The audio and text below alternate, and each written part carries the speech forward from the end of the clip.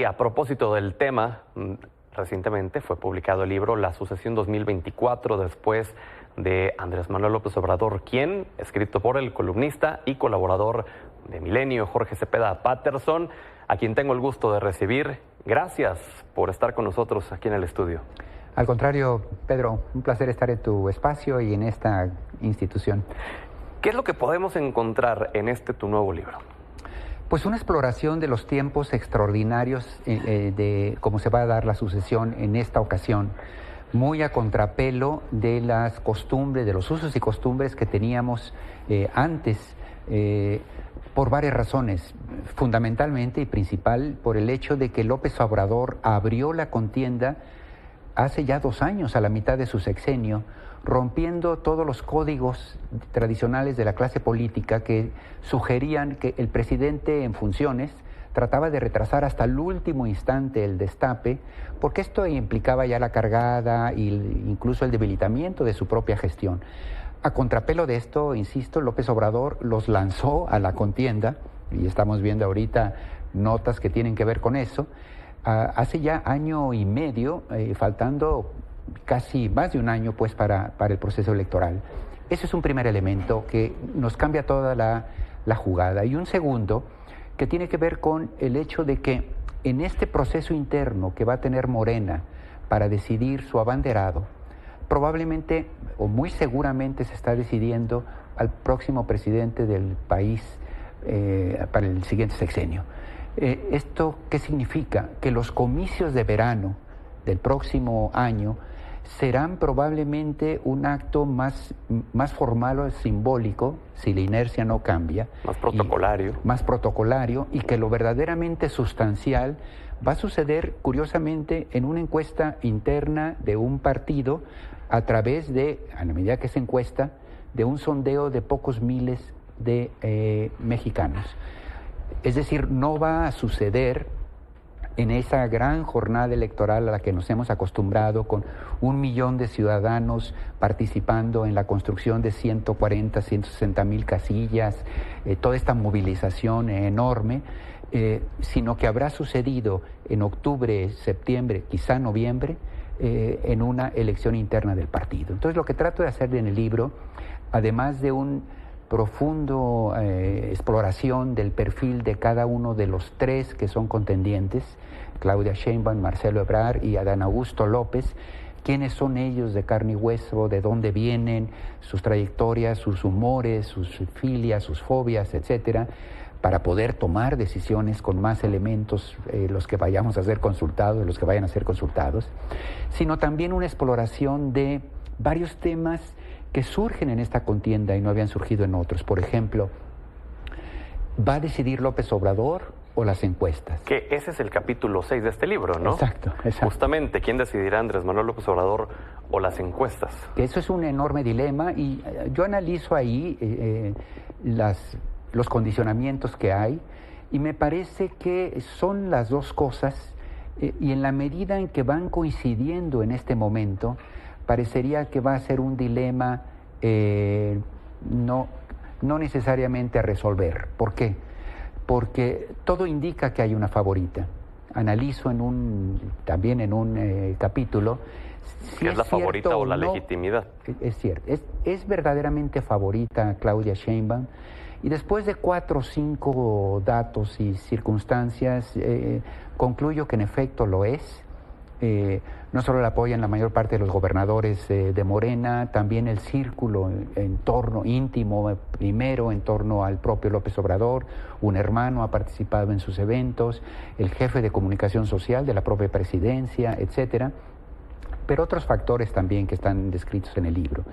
Y además, en las encuestas de intención de voto de los últimos 3-4 meses, en la gran mayoría de ellos tiene ella está como puntera en las encuestas, de tal manera que están coincidiendo los dos factores, la favorita por un lado y al parecer la intención de voto de la población mexicana. Hay quienes dicen que el presidente quiere pasar a la historia como quien propició que llegara la primera mujer a la presidencia de la República. ¿Tú lo ves también así?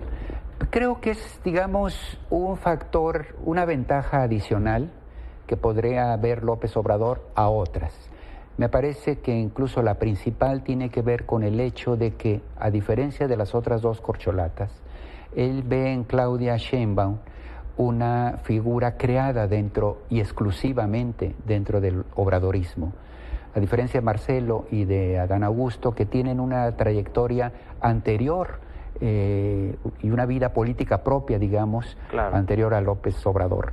No se sabe mucho, pero Adán Augusto estuvo todavía 12 años en el PRI, en Tabasco, después de que López Obrador estaba ya tratando de crear su movimiento y al PRD dentro de Tabasco. Fue el presidente del partido, fue 2 veces candidato a gobernador.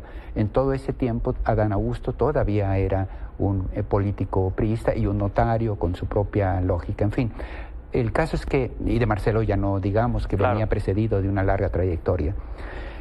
Todos tienen ya 20 y tantos años con López Obrador, pero solo Claudia ha estado ahí exclusivamente y solo exclusivamente en el obradorismo, más otros rasgos ya de personalidad, de disciplina, de lealtad que él estaría viendo en ella, ¿no?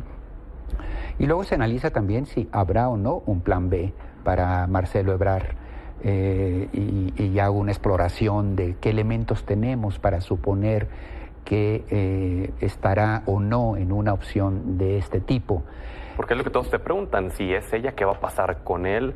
Si ahorita muestra este coraje, este ímpetu y dice, yo no voy a aceptar que me invite al gabinete ella, ¿qué haría?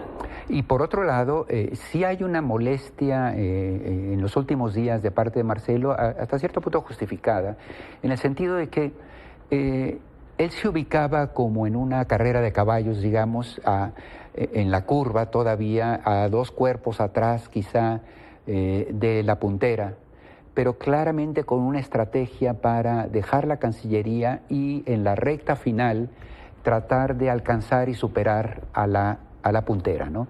Y de repente le dicen, no, la meta no va a ser donde te lo habías imaginado, la vamos a adelantar a la salida de la curva, ¿no? Entonces él siente que le están cambiando las reglas del juego, que no se precisan en qué condiciones, y hay una clara inconformidad. Oye, Jorge, ¿y Monreal, Noroña, estos otros perfiles tienen posibilidades reales o de plano está cerrado entre los 3 que mencionaste? Los últimos 2 no tienen realmente posibilidad. Me parece que están ahí de carácter testimonial. Si te das cuenta, se resucitó a Ricardo Monreal, que estaba prácticamente vetado de Palacio Nacional. Mi especulación, mi interpretación es que necesitaban en la boleta que van a explorar las encuestadoras, necesitaban a alguien que también compita con Marcelo Ebrard. Es decir, los votos que vaya a obtener Ricardo Monreal en esa consulta, 4, 5 o 9%, seguramente son votos que habría recibido Marcelo Ebrard si no.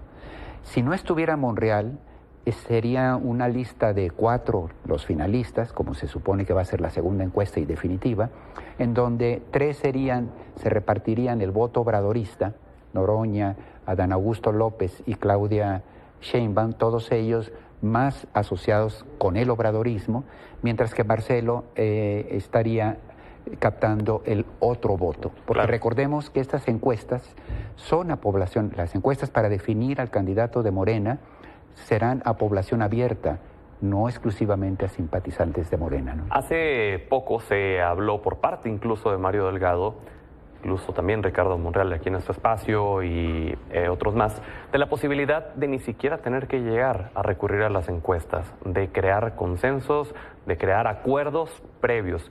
Pero a como están las aguas, Jorge, ¿se puede realmente llegar a un acuerdo que genere tranquilidad entre todas las partes? Bueno, la encuesta es inexorable, es decir, va a ser la instancia que vaya a decidir. El presidente lo tiene decidido y Morena asumido. La pregunta es las reglas para operar esta encuesta. ¿Por qué?